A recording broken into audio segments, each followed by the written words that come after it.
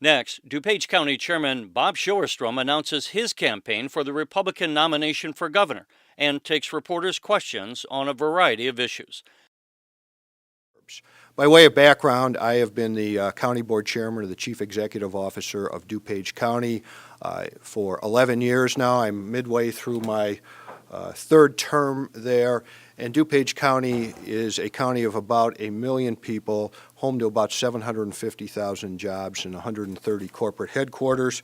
We are bigger than states. When I first became the chairman in 1998, we were larger than 7 states, but we have not been able to keep up with the growth in Montana, so we're down to 6 states. I am running for governor because Illinois has failed the people of Illinois, or Springfield has failed the people of Illinois.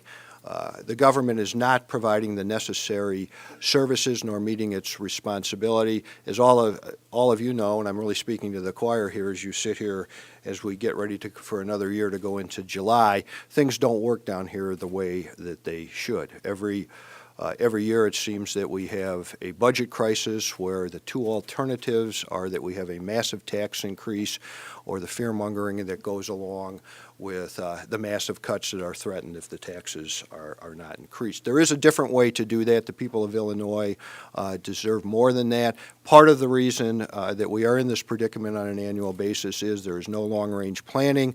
The focus is more on from one term of office to another. What Illinois needs is new leadership that will bring planning, that will make the difficult decisions, that will look at, stop just sort of nibbling around the fringes on the budget, but look at making some substantial changes that have to be made in the way that budgeting is done in this state so that we don't have to go through this time and time again.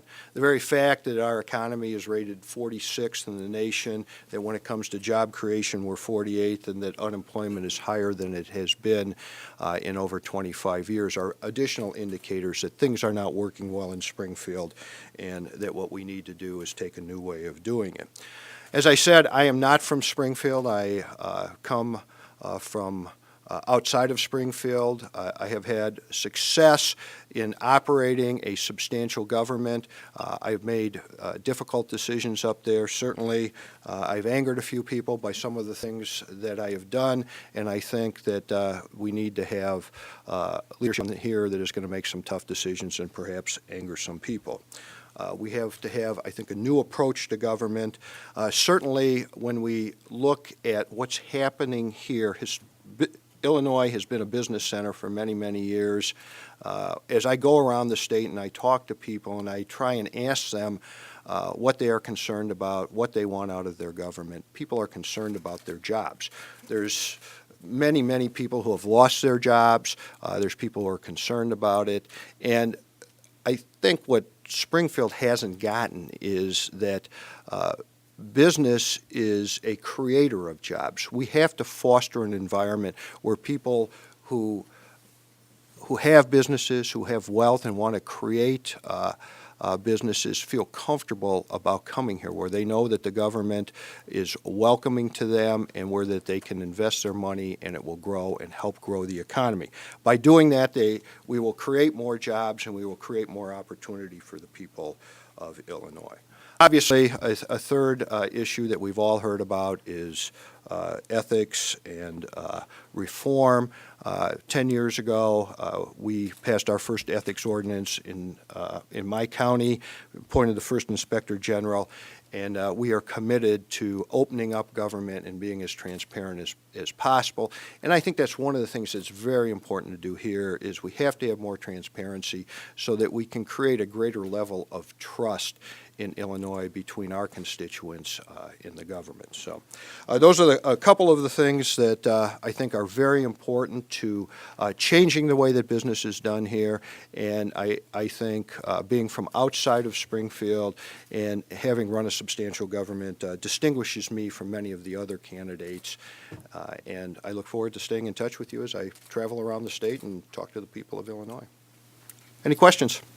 Remind us, would you be up for a third term or a fourth term next, like in 2010, or is that 2012? No, I would be up for a fourth term in 2010 if I chose to run.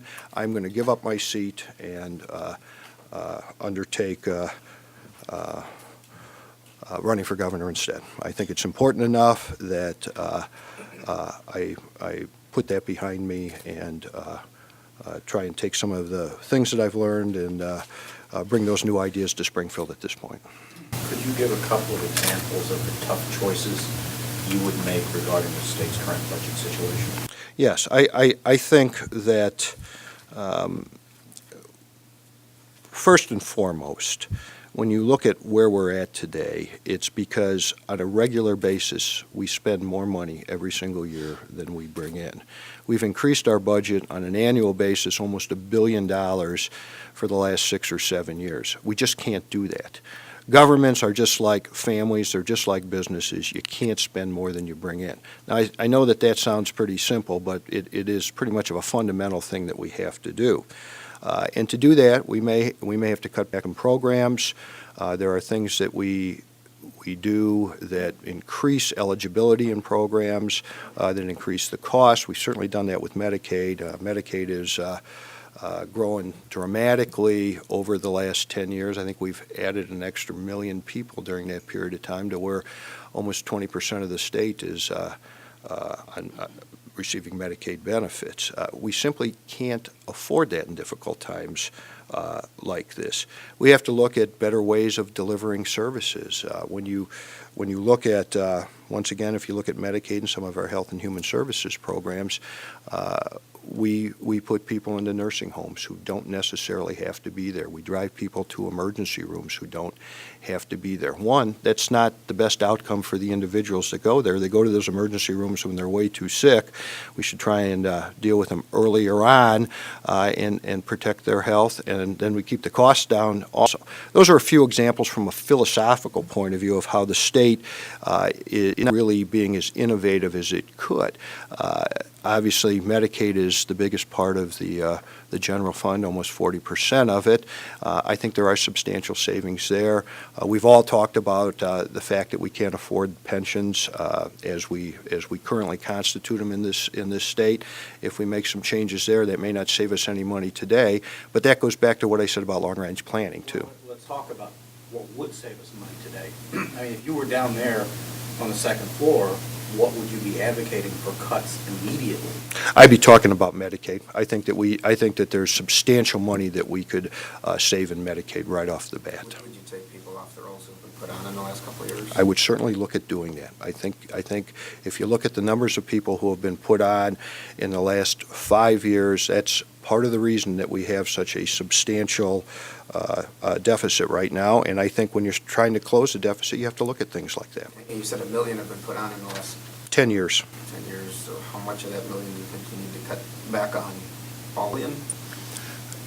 You know, I don't know that I can sit here before you and redo the entire budget, but I do know that you have to look at the eligibility, and if the costs have gone up $7 billion in the last 7 years and we have an $8 billion gap, we certainly have to go back and look at those recent increases that perhaps we just couldn't afford. Certainly that's one area that you look, and there's, I think, substantial savings there, and that would be perhaps the biggest place you would look, and then you're going to have to add up some small areas. What we need to do is really sit down. What the leaders need to do is sit down and go through this budget with a fine-tooth comb and fill the gap as close to they can.